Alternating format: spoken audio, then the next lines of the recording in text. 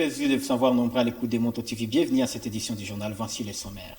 Et puis, nouvelle attaque contre une position de l'armée en ville de Butembo. Le camp militaire de Kita Kandi au quartier Kiala a été la cible de miliciens Maïmaï. Le maire avance le bilan, 2 miliciens tués et de 2 militaires blessés à l'aide d'armes blanches.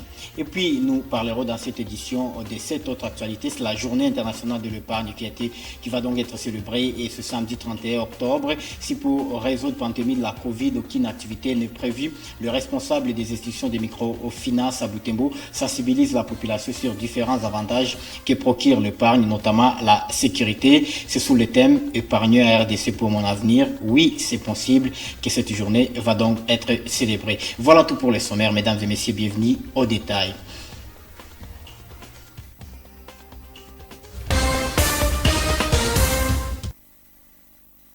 Je vous l'ai dit en sommaire de cette édition, un milicieux a été tué, 2 militaires blessés à l'aide d'armes blanches. C'est le bilan de l'attaque jeudi soir d'une position de FARDC à Kitakandi. Nous sommes au quartier Kiala dans l'est de la ville de Butembo. Le maire s'y est rendu le matin ce vendredi. D'après lui, l'attaque a été menée par un groupe de jeunes assimilés aux miliciens Maïmaï.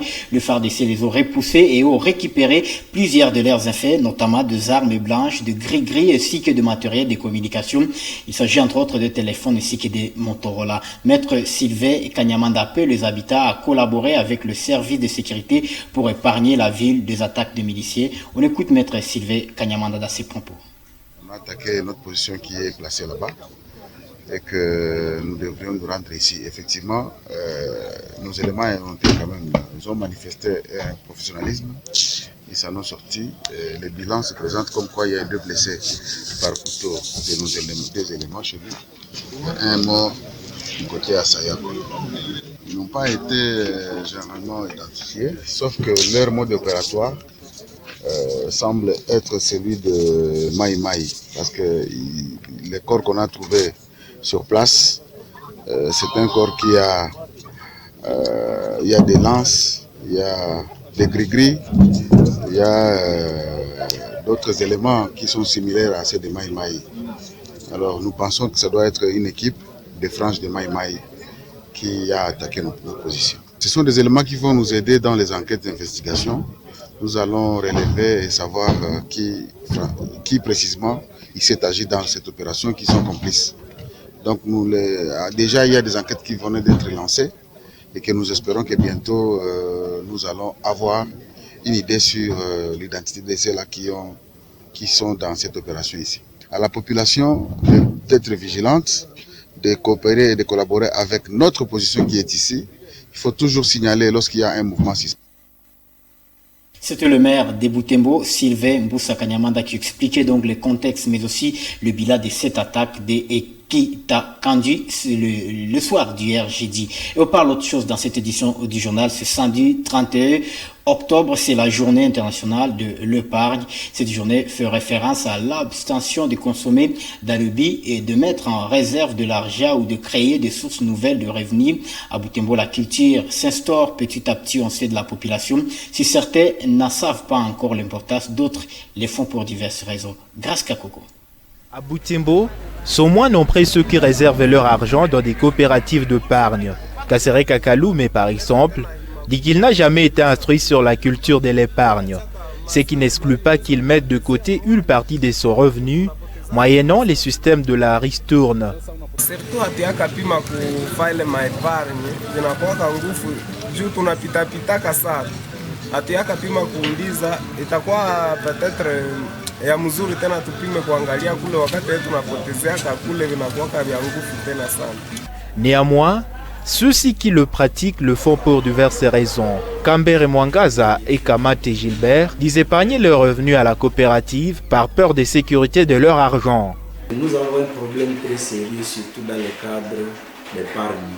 Lorsqu'on a gagné un peu d'argent, on a difficile à garder à la maison, surtout que nous avons beaucoup de cas de vol. À part les vols, nous avons aussi la dilapidation. Lorsqu'on a eu de l'argent, quelquefois on a difficile à garder, puisque quand on a l'argent avec soi, on a difficile à épargner, puisque tous les besoins on les réalise en voyant l'argent. Niliprefere kufanya epargne sababu wakati ninalaga kumakuta, ninaipata kwa haraka.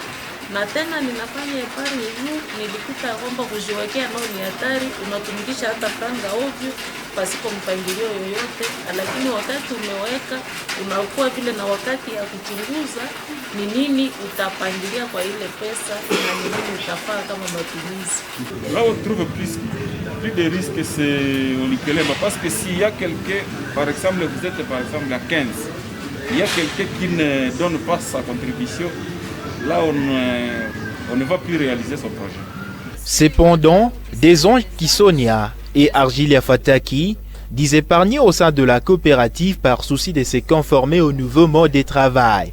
Avant, je faisais partie de Likelemba, mais avec l'ouverture de portes chez Secafep, j'ai constaté qu'il faut vraiment abandonner ce Likelemba. Il y a beaucoup de problèmes là-bas par rapport à la traçabilité, à la transparence dans la gestion de ces Likelemba. Non, le Likelemba c'est pour les paysans et les paysannes. Les Likelemba ce sont les archaïques. Moi j'aime la banque. La journée internationale de l'épargne est célébrée cette année sous le thème « Épargner hors d'ici pour mon avenir ». Oui, c'est possible. On reste dans le même contexte pour parler de cette autre actualité. Le responsable des institutions de microfinance à Butembo encourage la population locale à la culture de l'épargne. Ceci pour garantir la sécurité de leurs revenus, mais aussi faciliter la bonne répartition de ces derniers. Alfred Siviritieu, le président de la plateforme des institutions de microfinance de Butembo, rend sûr que la pratique de l'épargne comporte plusieurs avantages. Joël Tali. En prélude de la Journée internationale de l'épargne célébrée chaque 31 octobre, la plateforme des coopératives d'épargne et de crédit ainsi que les institutions de la microfinance COPEC-IMEF en sigle sensibilisent la population locale sur l'importance de l'épargne. Il s'agit notamment de lui garantir la sécurité à son revenu. Aucune couche de la population n'est exclue de cette action, rassure la plateforme. Épargner, c'est tout le monde qui doit épargner, les enfants, les jeunes, les opérateurs économiques.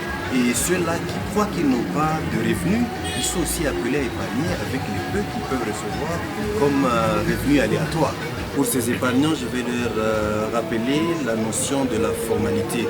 Il faudrait que vous rentrez dans une structure formelle et qui est reconnue par les institutions de la République, surtout ce que nous appelons la tutelle, la Banque centrale. Quand vous donnez votre argent, vous laissez votre argent entre la main d'un regroupement d'hommes qui n'est pas formel. Jusque-là, il y a un grand risque. Vous ne savez pas chez qui vous devez réclamer votre fonds à défaut de paiement. Vous n'aurez pas un endroit sûr où vous pouvez aller réclamer si vous avez des plaintes. C'est la raison pour laquelle nous recommandons à ceux-là de venir dans des structures, dans des institutions formelles et agréées par la Banque centrale du Congo. Le président des COPEC-IMEF de Butembo prévient la population de Butembo et environ sur les institutions habilitées pour ce service. Quand nous parlons d'institutions financières, on doit connaître qu'il y a une réglementation tout autour.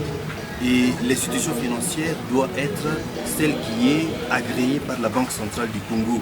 Parce que là, il y a toute une réglementation, il y a une supervision pour contrôler et réglementer toutes les activités des COPEC et des IMF. Et là, à Butembo, nous avons sept COPEC, coopératives d'épargne et de crédit, et 2 sociétés de microfinance en ville de Butembo. Donc au total, nous avons dans la plateforme des COPEC et IMF de Butembo 9 institutions qui sont reconnues et qui sont agréées par la Banque centrale du Congo. Et quelles sont ces institutions? Je peux les citer déjà. Je peux citer les institutions. Nous avons la COPEC Le Grenier, la COPEC Au Défi, la COPEC La Semence, la COPEC UDF, la COPEC Secafep, la COPEC Mouanzo, la COPEC Sodac. Nous avons la société de microfinance LBC et la société de microfinance TID. Cette année, aucune activité relative à la journée ne sera effective à Butembo pour raison de la pandémie de Covid-19. 30 octobre, c'est ce vendredi, la journée mondiale de la vie. Cette journée vise non seulement à promouvoir et à défendre les valeurs de vie, mais aussi à rappeler en tout un chacun de se rendre compte qu'être encore à vie est un privilège, mais que vont aujourd'hui la vie en RDC dans ce contexte de multiples crises. Eugénie Moussiviro pour plus de détails. Pour le philosophe Mutsuva Ladislas, d'innombrables situations observées en République démocratique du Congo endurcissent les conditions de vie, situations qui empêchent la jouissance d'une vie aisée dans ce pays d'Afrique centrale. Bon, la vie semble être mon polysémique, mais ce que je peux dire que la vie a son sens car on est en de la vie. Donc l'essence même de vivre, c'est ça la vie. Bon, à l'RDC, il se pose un problème parce que d'abord comme philosophe, je prends la vie. Je milite pour que les gens vivent bien au monde. Et dans le contexte de mon pays, la RDC, je trouve qu'il se pose un problème parce que la vie semble être menacée par le fait qu'il y a la violence qui va à l'encontre de la vie. Et il y a l'insécurité, il y a des maladies, et il y a la corruption aussi, parce que la corruption aussi blesse la vie. Alors je trouve qu'il y a beaucoup de problèmes qui portent atteinte à cette vie, pourtant que nous prenons et que nous aimons beaucoup. Et justement, ce concept de Journée mondiale de la vie, il faut un contenu qu'on doit donner à ce concept, un contenu qui est vraiment pratique. Je crois que par exemple aujourd'hui on devait faire par exemple des conférences sur les droits de l'homme, on ferait des conférences sur la non-violence. Selon ce dernier, une vie meilleure implique certains faits à observer, entre autres, s'accepter tel qu'on est, entretenir son environnement, appartenir à une confession religieuse. Généralement, pour mener une belle vie, une bonne vie, il faut respecter 3 relations.